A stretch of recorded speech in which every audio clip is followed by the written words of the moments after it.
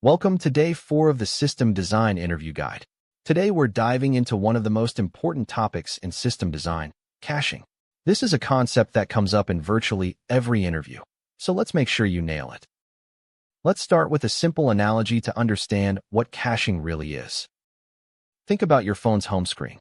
You have maybe 200 apps installed, but your home screen only shows about 8 of them. Why? Because those are the ones you use the most. Instead of scrolling through all 200 apps every single time, you keep the frequent ones right at your fingertips. That's exactly what caching does in system design. It keeps your most accessed data in a fast, easily reachable spot. Now let's get into the technical details. So why do we need caching? Without a cache, every single request hits your database directly. That's slow and expensive. With a cache, 80 to 90% of your requests can be served directly from memory, which is orders of magnitude faster. Your database load drops dramatically, and your response times go from hundreds of milliseconds down to single-digit milliseconds. Here's where caching layers exist in a typical system. You've got caching at every level, from the browser cache on the client side, to CDN caches, to application-level caches like Redis and Memcached, all the way down to database query caches and even CPU hardware caches. The key takeaway is that caching is not just one thing. It happens at multiple layers of your system. Let's look at the most common caching pattern in code. This is a cache-aside pattern implemented in Java using Redis. The logic is simple. First, check the cache. If the data is there, that's a cache hit. Return it immediately. If not, that's a cache miss. Go to the database, fetch the data, store it in the cache for next time, and then return it. This is the pattern you'll use most often in interviews. Cache aside, also called lazy loading, is the most commonly used strategy. The big advantage is that you only cache data that's actually being requested, so you're not wasting memory. The downside is that the first request for any piece of data will always be slower because of that initial cache miss. Now here's write-through caching. The difference here is that whenever you write data, you write it to both the cache and the database at the same time.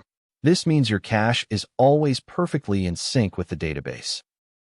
The advantage of write-through is that your cache is always up to date. You never serve stale data. But the trade-off is higher write latency, because every write has to go to 2 places.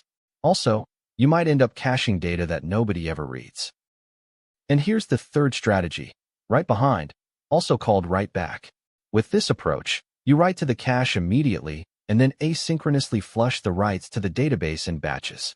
This gives you the fastest possible write speed. Write behind gives you blazing fast writes and reduces database load through batching. But here's the risk. If your cache server crashes before those writes are flushed to the database, you could lose data. That's a serious trade-off you need to discuss in an interview. Let's talk about cache eviction. When your cache is full, you need a policy to decide what to remove. LRU, or least recently used, is the most common. It evicts the item that hasn't been accessed for the longest time. LFU, least frequently used, evicts items that are accessed the least often. And FIFO is just first in, first out. For most interview scenarios, LRU is your go-to answer. Here's a really important problem you should know, the cache stampede.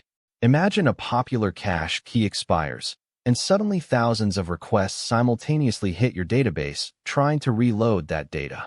Your database can get overwhelmed instantly. Interviewers love asking about this. There are 2 main solutions to cache stampede. The first is distributed locking. Only one thread is allowed to reload the cache, while others wait. The second approach is to refresh popular keys in the background before they actually expire. Both are valid answers in an interview, but locking is more commonly discussed. Now, Redis versus Memcached. This comes up a lot. Redis supports rich data structures like lists, sets, and sorted sets. It has built-in persistence and replication. Memcached is simpler. It only stores strings, but it's slightly faster for simple key-value lookups. In 90% of interview scenarios, Redis is the right answer because of its flexibility. Now here's what you should actually say in the interview when discussing caching. Try saying something like, I'd use a cache-aside strategy with Redis here since our read-to-write ratio is 100 to 1. We'd set a TTL of 5 minutes to balance freshness with performance. This shows the interviewer you're thinking about the specific use case, not just throwing out buzzwords. Another great thing to say, to prevent cache stampede on popular keys, I'd implement a distributed lock using Redis SETNX. This demonstrates you understand real-world failure scenarios. And you can add, we need to think about cache invalidation carefully. It's one of the two hard problems in computer science. This shows depth and awareness. Now here's what to avoid saying. Don't just say you'll cache everything. Be specific about what you're caching and why. Don't ignore cache invalidation. Always explain how stale data is handled. And don't forget about eviction policies. Your cache has limited memory, so you need a plan for when it fills up. Let's wrap up with the key takeaways for today. Make sure you can explain all 3 caching strategies and their trade-offs. Understand the difference between LRU and LFU eviction. Be ready to explain the cache stampede problem and its solutions. And know the key differences between Redis and Memcached. If you can cover all of these, you'll ace the caching questions in your interview. And that wraps up day 4 on caching. Make sure to review these concepts and practice explaining them out loud. I'll see you tomorrow for day 5. Don't forget to like and subscribe.